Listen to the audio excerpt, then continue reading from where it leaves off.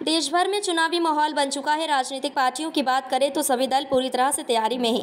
Ballia Lok Sabha seat से BJP प्रत्याशी नीरज शेखर के केंद्रीय चुनाव कार्यालय का मंत्रोच्चार के साथ उद्घाटन हुआ। कार्यक्रम देर शाम तक चलते रहा। वहीं परिवहन मंत्री व सदर विधायक बलिया दयाशंकर सिंह की जुबान फिसल गई और मंत्री ने कहा कि पूर्व प्रदेश अध्यक्ष मुक्तिराम त्रिपाठी ने केंद्रीय कार्यालय का उद्घाटन किया। मुक्तिराम नहीं बल्कि रामापति राम त्रिपाठी पूर्व प्रदेश अध्यक्ष केंद्रीय कार्यालय का उद्घाटन किया था। वही सपा प्रत्याशी सनातन पांडे के नाम को गलत ठहराया तो कांग्रेस के राहुल को कहा कि स्मृति ईरानी की डर से अमेठी चुनाव नहीं लड़े और भाग गए। देश भर में चुनावी दंगल शुरू हो गए हैं। उक्त दंगलों के तहत माननीयों का जुबानी दाव चलने लगा है। बलिया में चंद्रशेखर नगर स्थित बीजेपी प्रत्याशी नीरज शेखर द्वारा केंद्रीय कार्यालय का उद्घाटन हुआ। बता दें कि केंद्रीय कार्यालय का उद्घाटन हुआ। बता दें कि पूर्व प्रधानमंत्री चंद्रशेखर के छोटे पुत्र नीरज शेखर बीजेपी की तरफ से प्रत्याशी हैं। इस दौरान परिवहन मंत्री दयाशंकर सिंह की जुबान फिसल गई और मंत्री ने कहा कि पूर्व प्रदेश अध्यक्ष मुक्तिराम त्रिपाठी ने केंद्रीय कार्यालय का उद्घाटन किया और मुक्तिराम नहीं बल्कि रामापति राम त्रिपाठी पूर्व प्रदेश अध्यक्ष केंद्रीय कार्यालय का उद्घाटन किया था। लेकिन यूपी सरकार के मंत्री जी भूल गए कि बीजेपी से पूर्व प्रदेश अध्यक्ष मुक्तिराम बल्कि रामापति राम त्रिपाठी थे और परिवहन मंत्री दयाशंकर सिंह प्रदेश अध्यक्ष हुआ करते थे। यूपी सरकार के मंत्रियों की भूलने आदत सी पड़ गई।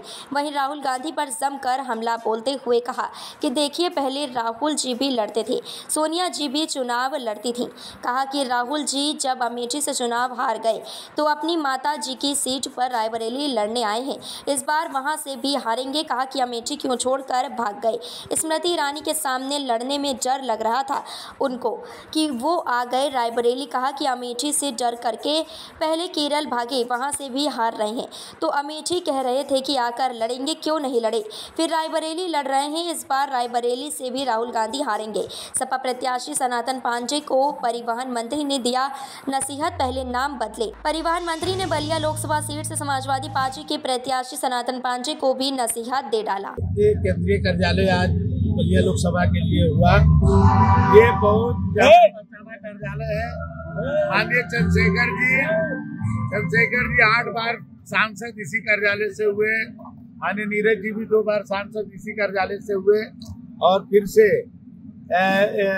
इस कार्यालय को आज जो है केंद्रीय कार्यालय के रूप में चुनाव के लिए आज इसका उद्घाटन माननीय पूर्व प्रदेश अध्यक्ष डॉक्टर मुक्तिराम त्रिपाठी जी ने किया है।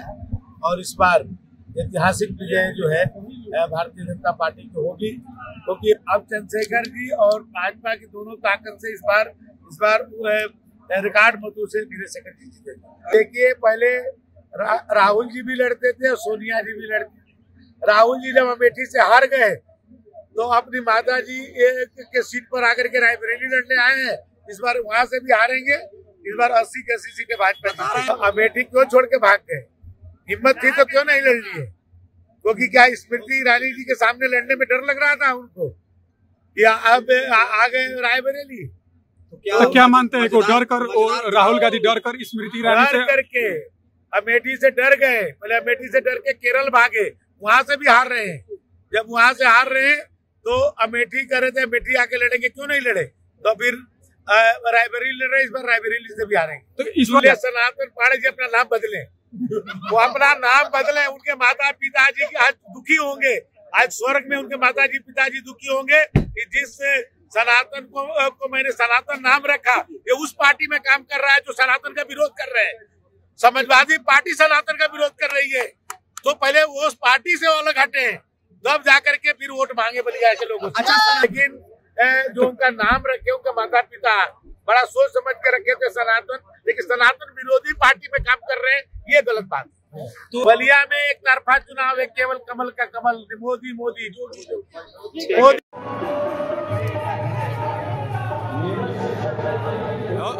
विवेक घट जाता है।